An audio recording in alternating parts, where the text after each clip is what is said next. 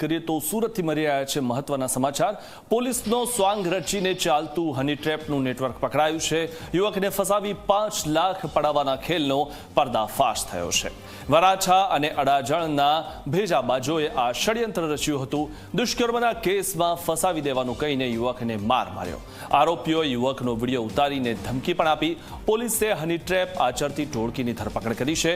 આકાશ વાઘેલા, પિયુષ ગોસ્વામી, ખેતારામ પરમાર સકંજામાં આવ્યા છે।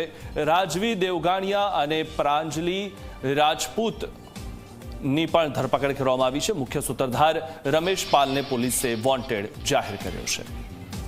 આ વિશે વધુ માહિતી મેળવી અમારા સંવાદદાતા ચેતન પાસેથી। ચેતન, જે રીતે આ લોકો હની ટ્રેપમાં લોકોને ફસાવતા હતા અને પોલીસનો સ્વાંગ રચીને લોકોને ફસાવતા હતા, શું વધુ માહિતી?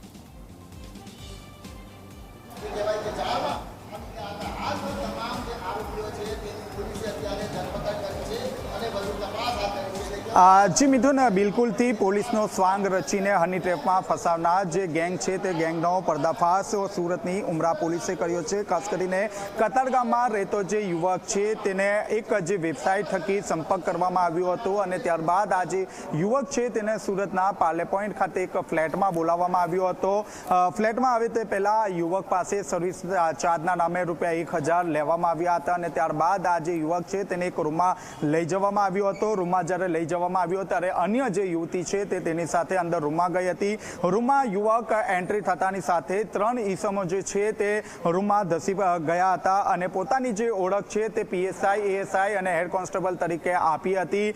જે યુવાન છે તે યુવાનને પહેલા માર મારવામાં આવ્યો હતો અને ત્યારબાદ તેનો અશ્લીલ જે વિડીયો છે તે વિડીયો બનાવી દેવામાં આવ્યો હતો। પોલીસ તરીકે ઓળખ આપી તેનો ગુનો નોંધવાની ધમકી આપીને તેની પાસેથી ₹5 લાખની જે માંગ છે તે માંગ કરવામાં આવી હતી, જેને લઈને યુવક જે છે તે યુવક જે ઉમરા પોલીસ સ્ટેશન ખાતે પહોંચ્યો હતો। ઉમરા પોલીસે અલગ અલગ ટીમો બનાવવામાં આવી હતી અને ત્યારબાદ આ જે ફ્લેટ છે તે ફ્લેટમાં જે પોલીસ છે તે પોલીસ પહોંચી હતી। પોલીસે 5 જેટલા જે આરોપીઓ છે તેની ધરપકડ કરી હતી। પોલીસે આ સમગ્ર રેકેટમાં આકાશ વાઘેલા, પિયુષ ગોસ્વામી, ખેતારામ પરમાર, રાજવી દેવગણિયા અને પ્રાંજલી રાજપૂત નામના 5 આરોપીઓની ધરપકડ કરી છે, જ્યારે મુખ્ય સૂત્રધાર રમેશ પાલને વોન્ટેડ જાહેર કરવામાં આવ્યો છે।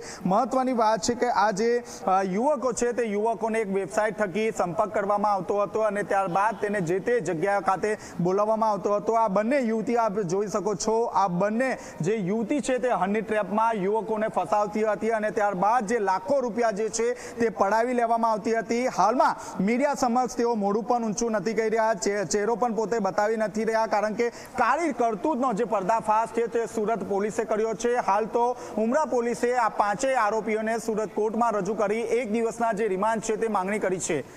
જી આભાર ચેતન, માહિતી આપવા બદલ। તો જે રીતે આ હની ટ્રેપમાં લોકોને આ લોકો ફસાવતા હતા તે તમામ લોકોની ધરપકડ કરવામાં આવી છે। વરાછા અને અડાજણના ભેજાબાજોએ આ ષડયંત્ર રચ્યું હતું।